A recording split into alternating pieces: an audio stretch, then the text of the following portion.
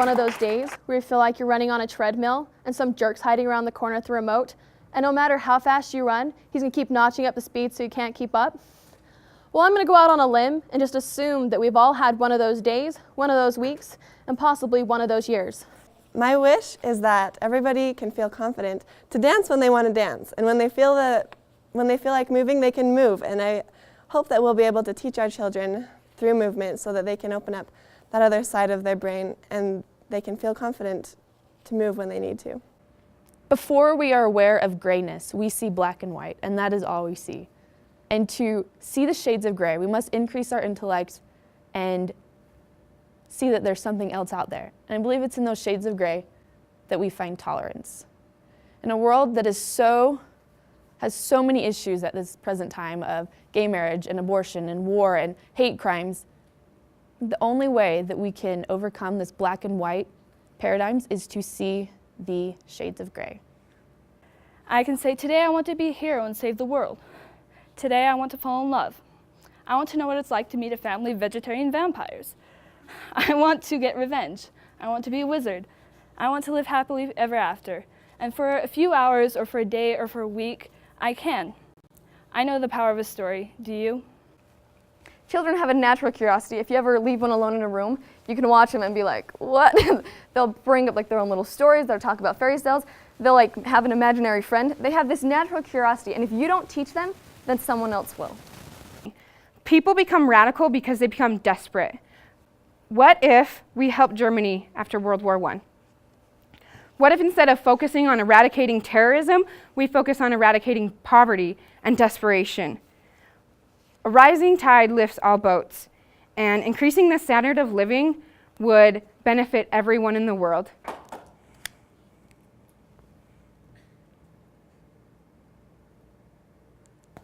Okay, congratulations. I have just captured an image of you and put it on the internet for everyone to see.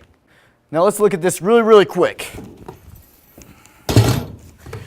Okay, now when we're thinking about these other things, we got to think about where's our leisure time going. We have a considerable amount of leisure time. Let's look at this one. Watching TV, 2.6 hours. That is ridiculous. I'm sorry to say, but we spend a lot of time watching people do their other lives, watching people experience life instead of experiencing it ourselves. No child should have to wonder what they did wrong and why they're living on a bench. No mother should have to question her worth because she can't provide anything more than a car for her children.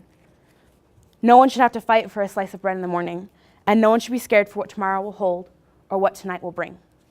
This is something that I'm truly passionate about, and I hope that after this talk you can change your thinking. There are 6 defining features of synesthesia. The first is it's involuntary and automatic. This means you don't get to choose to have synesthesia, you can't choose to stop it, and also you don't get to choose like colors that you see. For example, I'm a synesthete and my own name is Brown. Do you know how boring that is? A lot of these kids that I met at the beginning of their week at camp, didn't want to be there. There was no television, no computers, no iPods, no cell phones. They had to walk everywhere. There was dirt, there was bugs, there was creatures, there was nature everywhere they went. This isn't how it was at home. They didn't like it. They didn't want to be there. But something interesting happened. As their week continued, a change came over them. They began to adapt and to even enjoy their surroundings. Suddenly, these kids began to actually enjoy their environment and to learn from it. By the end of their week at camp, these kids who had wanted so badly to not be there would suddenly give anything to stay. I heard several of them literally beg their parents to just leave them there. You can use your external freedoms to help you decide what you want to do with your life. You can choose your own role models. You can choose your own values. You can make your own definition of success. Instead of letting society tell us what kind of freedom we have, it's up to you to tell society what freedom means to you. That's why Elton John plays Legend of Zelda and writes his name in all the classroom copies of all the textbooks he could get his hands on. And that's also why I'm going to remember this class, because in my hometown, there's a nice woman named Pam, and her husband's name is Ted. And he fixed my lawnmower. Thank you.